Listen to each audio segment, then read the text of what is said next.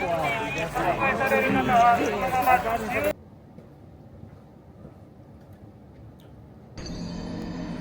guys, MrPokke here, or you can call me Kai. This is going to be my either last video of 2025 going into the first video of 2026. And right now I'm currently at Tokyo, Shinjuku area. It is currently 8 degrees Celsius and I'm just gonna be walking around. Shout out to gacha for inspiring me in this kind of content. And I kind of just want to talk a little bit about like how this year has been, what the next year is gonna be, state of gacha games, all that kind of stuff. So if you guys want to hang around for Uncle Pokey's, feel free, right? That's cool. So it has been almost about 2 years ever since I quit my job to become a full-time content creator on the 13th of March 2024, right? So right now I'm basically just chilling, walking around this neighborhood, and in a way it is definitely gonna be thanks to you guys for watching this video right now, right? Without my viewers, this definitely would not have been possible, and I could never imagine myself being in this scenario that I'm in, where I can just say, okay, you know what, I want to go to Tokyo, I'm going to go to TGS, I go to Shanghai, I go to TwitchCon, kind of stuff, and it's just like extreme. Yeah, as I was saying, I would always be eternally grateful to all of my viewers who are watching my content for what I do, whether it's going to be for Honkai Star, for all the different gacha games that we've covered, for like Zenless, Uma Musume, Wuthering Waves, Epic 7, Ethereal Restart, Stella Sora, Chaos Zero Nightmare.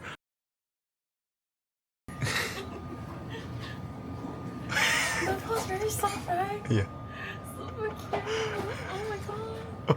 It's a long list, and every single time when we do go ahead and explore and discount things, yeah, I really appreciate that you guys are sticking around with me. So from the bottom of my heart, thank you, going forward into the year of 2026, right? So the next point I kind of want to just discuss really quickly is, I think that the gacha space as of 2025 is definitely no longer the same as compared to back in 2024, where I became a full-time content creator. In fact, I think the industry right now, it is essentially moving away from like a monopoly of a certain big communities for a couple of games, and there are a lot more established fields within their own niche in the community. So for example, I think just in 2025 alone, we have gotten probably close to 10 launches of different kinds of gacha games. Some of them were wildly successful. For example, I think Uma Musume, it doesn't really need any introduction. It has been around since JP for a long time. Now that it's in the global, as per expected, it's going to be doing very well. Others are going to be a lot more niche. For example, let's say like Stella Sora, which I personally really think this game is absolutely insane. Or somewhere in the middle category, for example, Chaos Zero Nightmare. My point I kind of want to make is essentially, gone were the days that you kind of just want to sit around and dedicate your entire life into that game, as well as the communities playing that game, because it is no longer going to be as big of the same group of people, because different people will ultimately have their different interests being fulfilled by these kind of various genres, even though all of them are considered as gacha games. Ooh, there's a Nico. Oh, it just ran away. Okay, don't worry about it. Yeah, so like they all have their different niche and mindsets where they can be fulfilled. So turn-based, dungeon crawlers, right? This kind of like action mobile, AFK grinding, right? And all of them are really well made. I would say that at least in 2025 alone, at least compared to the qualities of back in early 2020s, when around the era of Genshin Impact, right? So nowadays, gacha games are just getting better and better from different companies, and I think that a lot of the people in the industry have also figured out that, oh wow, this is a very profitable branch. And I would say that going into 2026, this is just going to be continuing the trend, because you're going to be seeing games like Azure Promilia, Art Knights Enfield, NTE, and any of the other titles that may or may not come, because some of the titles they just announced this year by itself, and then towards the end of the year, they kind of just let it happen. So my bottom line is basically, this has been a really good change for the gacha community as a whole. Right? It doesn't really matter if you play a specific game, but last time I would say that it is a lot more cramped, because everybody would end up playing the same few games in a gacha game, and understandably so, not everybody will have the same exact taste for these kind of games. Now you have all these games catering to the different needs of the consumers, which can then be fulfilled by these different genres, right? So for example, somebody likes playing Xenoblade Zone Zero, they probably wouldn't come to enjoy the gameplay from, for example, Honkai Star Rail, Wuthering Waves or Genshin Impact. And now somebody that likes Stealth Sora, they probably wouldn't enjoy the gameplay as much as compared to Chaos Zero Nightmare. Oh my god, it's just staring at me. It has nothing to do with how players gonna say like, oh my god, gacha games are predatory or whatever it's gonna be. It is just how they find their enjoyment, because at the end of the day, we all should know that all gacha games are inherently predatory. So I think it's a good step forward, because now players can actually be happy about the products they're going to be consuming and spending time on. And I think that going into 2026, this is just going to continue on the trend, and maybe, hopefully, we can all become a much more inclusive and happier community instead of getting stuck in like this kind of like tribalistic wars back in the early 2025s. I think nowadays there are still a lot of these kind of institutions, and looking back at it now, it's like, bruh. Alright, I'm just gonna be setting this down because my hands are getting kind of tired, so I'm just gonna be standing here.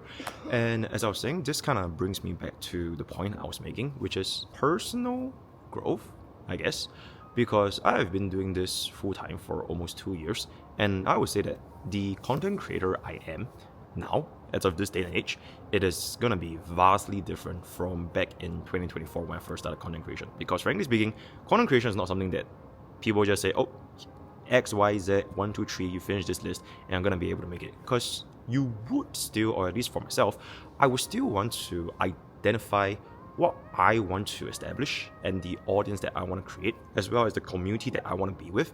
And this can only come along with time. And as time goes on now, going close to 2 years, I think I am gonna be a lot more aligned with the type of content as well as viewers that I want to make for my own channel, which at this point, I would say it's gonna be mainly more so exploring the different games that I've been enjoying. And also special shout out to this game called Star Savior. I have been playing this game every single day on the JP server for the past 2 weeks, so definitely look forward to more content dedicated to Star Savior.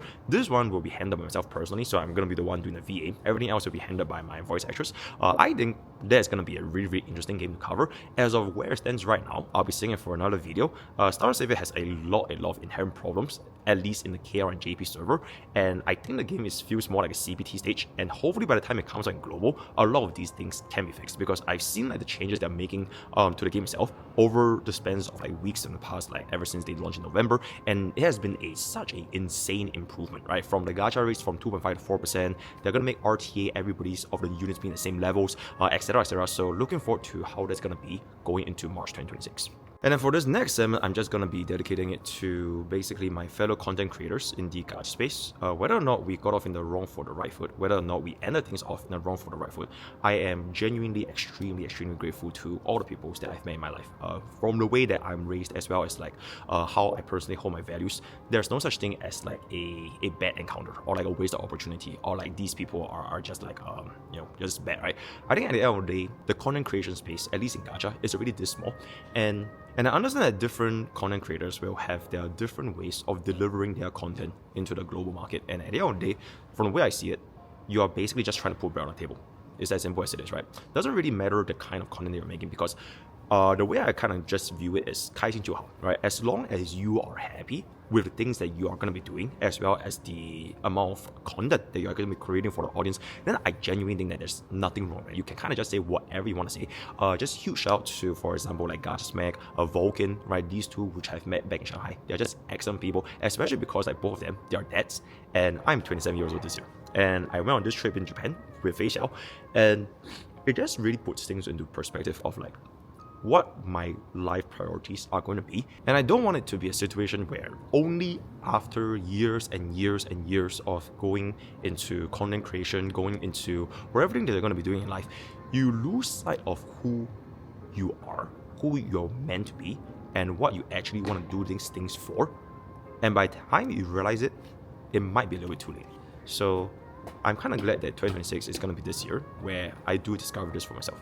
And one last thing before I just want to end off this video, because it is going to be, as a time recording, 8 p.m. So New Year's is beginning in roughly 4 hours from now, which is, I would always appreciate, honor, and never take things for granted for those who come out, right? For those who came before me and for where I am right now today, because I completely understand that a lot of these things that I'm going to be saying, it does come from a certain place of privilege, right?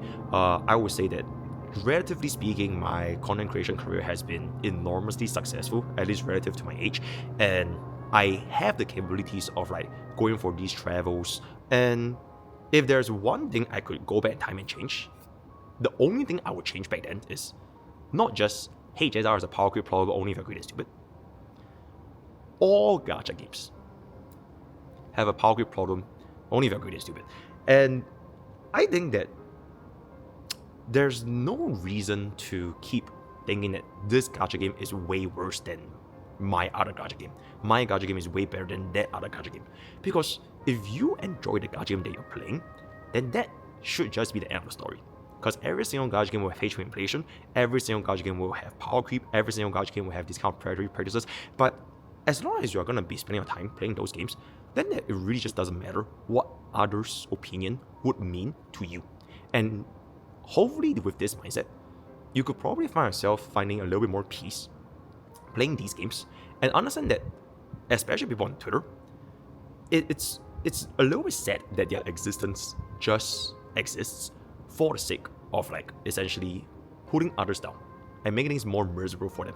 When once you take a step back and you see all these things around you, you realize that what is the point of just living a life in misery comparing gacha games, right? So that's gonna be my last message. And with that, we're just gonna be coming to the end of this video.